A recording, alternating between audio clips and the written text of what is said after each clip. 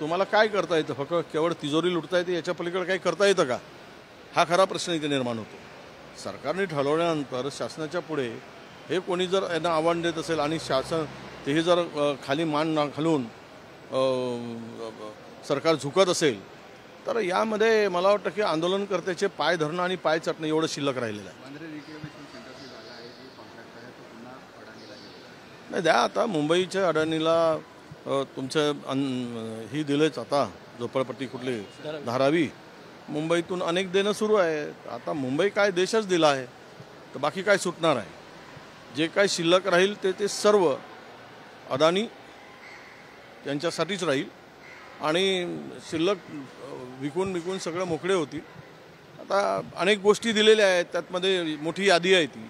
तर त्यात ह्या काय, ज्याची नजर जिथे नजर अडाणींची तिथे तो माल अडाणींचा, हे आता समीकरण झालं आहे. त्याला सरकारची मुख्यसंमती असेल. Thank you sir.